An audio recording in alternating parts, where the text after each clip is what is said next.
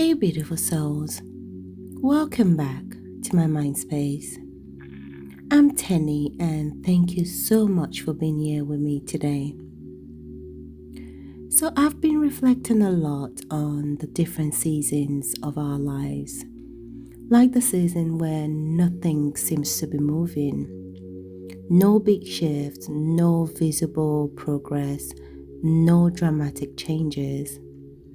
And in the world that equates movement with success, stillness can feel unsettling.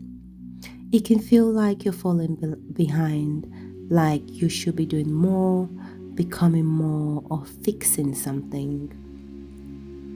But this episode is a reminder that stillness isn't stagnation. So today we're exploring something that so many of us misunderstand, especially since the world around us worships productivity, movement, and constant doing.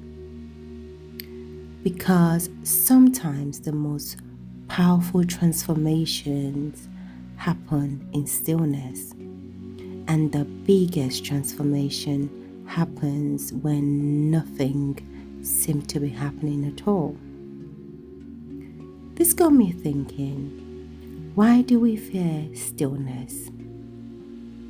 I suppose it's because many of us have been taught to survive by staying in motion, by constantly doing, constantly fixing, planning, and holding everything together.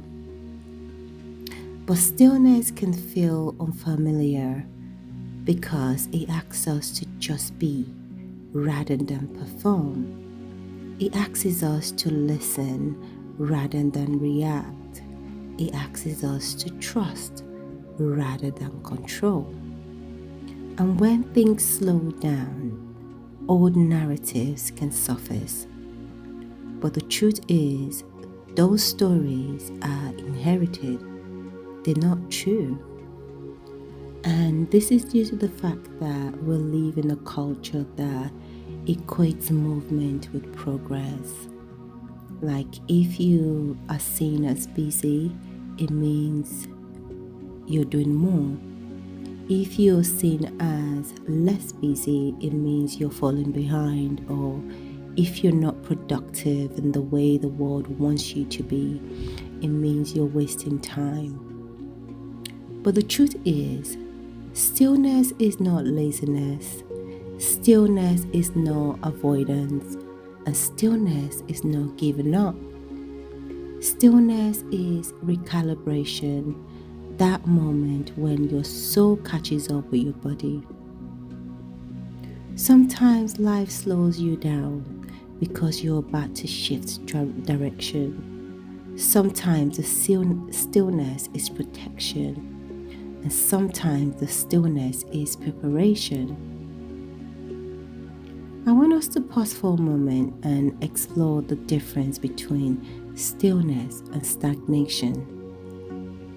Stagnation feels heavy, while stillness feels spacious. Stagnation drains you, while stillness restores you. Stagnation feels like resistance, feels like avoidance, feels like fear and emotional clutter. And stillness feels like clarity, grounding, presence, and alignment. The truth is, stagnation is being stuck and stillness is being held. One is a trap and the other is a protection. Let's think about it. The inner work that happens in stillness is when we realize we're not meant to be in motion all the time. Even nature rests. Even the ocean has moments of stillness between waves. Let's look at it this way. Stillness is where your soul whispers what your mind has been too busy to actually hear. Stillness is not emptiness. It's where integration happens. It's where your nervous system recalibrates, where lessons learned settles into your body. You may not see the growth during those moments, but something is reorganizing beneath the surface. It's like roots growing in darkness and seeds not rushing to become just yet. What looks like nothing from the outside is often deep preparation within. The thing is though, stillness always invites us into a different kind of wisdom. When you stop forcing movement, clarity always becomes. Not all progress is loud. Not all alignment requires action. Sometimes the most honest action is just to be still. The thing is, stillness can definitely feel uncomfortable because it asks us to confront you with yourself. Stillness removes those distractions, and sometimes that's very uncomfortable, but very much needed because your evolution doesn't always need action. Sometimes it requires you to sit with your truth long enough to understand it, to integrate it. What I've discovered and learned over the years is that stillness helps us reframe productivity and our worth, since we've been conditioned to measure our worth by our output.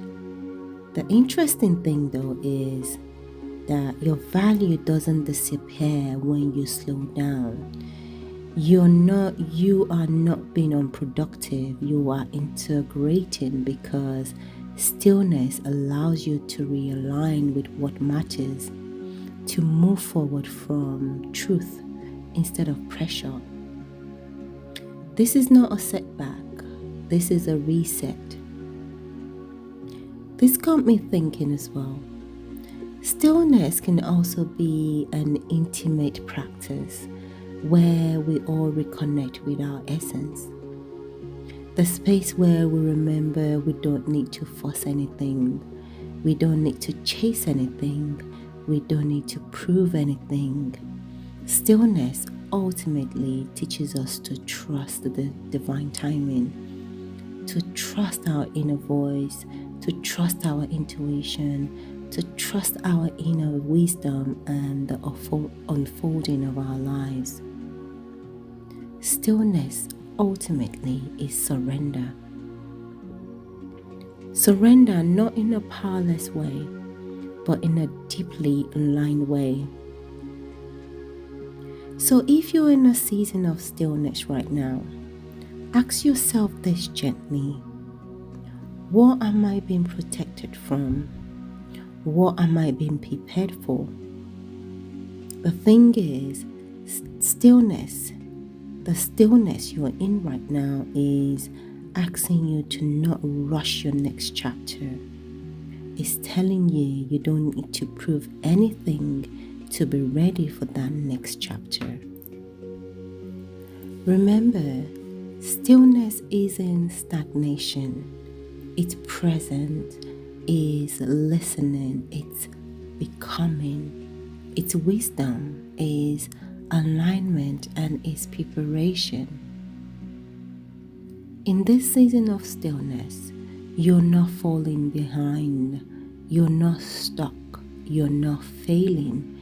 You are being guided, so trust the unfolding. Thank you so much for sharing this moment with me today, and thank you for choosing yourself again. Until next time, may you find peace in the spaces where nothing seems to be happening, because that is where everything is happening. May you allow yourself rest without guilt and stillness without fear, and trust that life knows when to move again.